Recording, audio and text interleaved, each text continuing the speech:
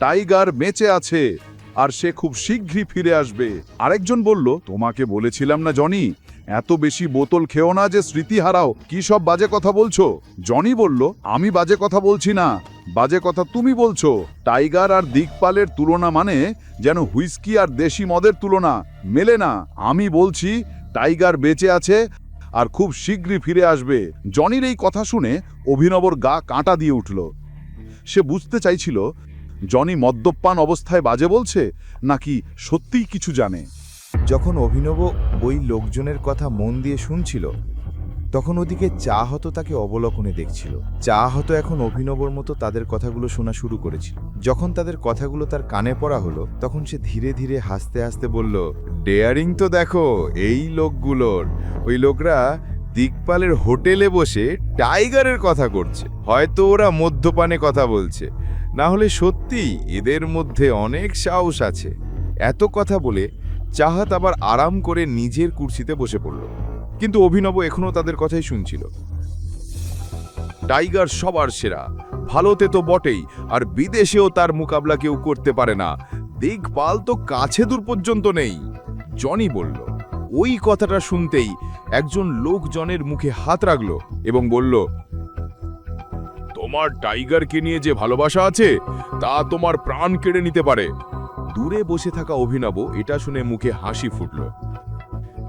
সেই সময় তৃতীয় ব্যক্তি বলল, আরে জনি আমাদের মরিয়ে দেবে, আমার মনে হয় এখানে থেকে চলে যাওয়াই ভালো। ঠিক তখনই অভিনবর নজর পড়ল কালো স্যুট পরা একজন মানুষের দিকে। সে চশমা পরে অনেকক্ষণ ধরে তিনজনকে লক্ষ্য করে দেখছিল। যতক্ষণ না ওই তিনজন উঠে চলে গেলেন, দুজন লোকও তাদের পেছন থেকে যেতে লাগলো। অভিনবর পাশ দিয়ে বেরিয়ে যাওয়ার সময় তিনি দেখলেন তার কাছে একটা বন্দুক ছিল। অভিনব বুঝতে দেরি করেনি, সে দিকপালের লোক। অভিনব বুঝেই গেল কিছুক্ষণের মধ্যে ওই লোকটা ওই তিন ছেলেটার সঙ্গে কি করতে চলেছে। তারই মধ্যে অভিনব নিজের ভাবনায় হারিয়ে গিয়েছিলেন। অভিনব তখন চাহত চিৎকার করে বলল এবং তাকে তার ভাবনার জের থেকেও বের করে আনল। অভিনব তাকে দেখে বলল, কি বলছিলে? তুমি আমার বন্ধুকে মিথ্যে বলছো? কোন বন্ধু? অভিনব বলল। অনন্যা, চাহত জোর দেয়া স্বরে বলল। অভিনব বুঝল কিছু গোলমাল হয়ে গেছে।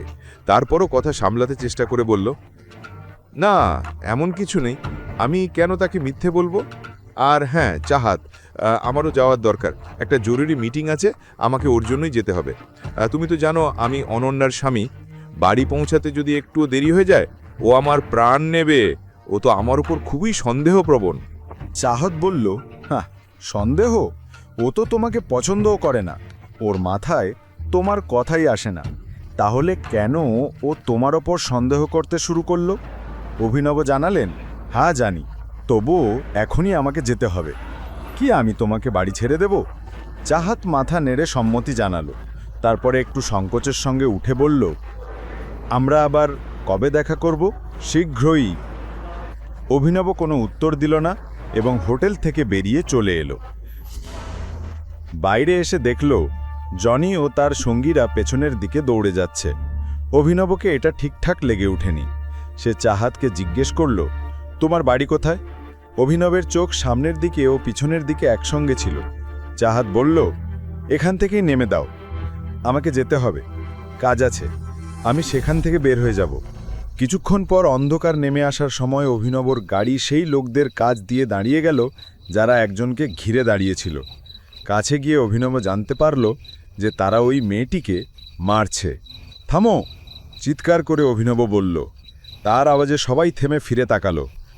অভিনব এক ধাপ এগিয়ে এলো এবং বলল, তোমরা কেন ওকে মারছো? কেউ উত্তর দিল, তাতে তোর কি? আমার কারণ আছে বলেই তো এখানে দাঁড়িয়ে আছি, অভিনব বলল।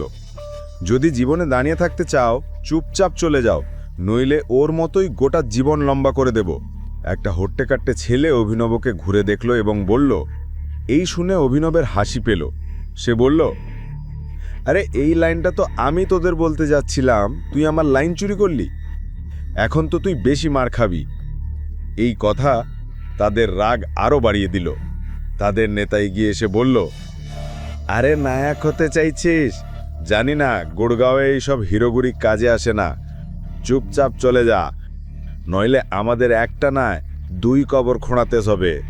অভিনব কোনো উত্তর দেয়নি। সে শুধু তাদের দিকে তাকিয়ে তাদের সংখ্যা গুনছিল। সে একজন তরুণকে বলল, ভাই একটু পিছনে হটো।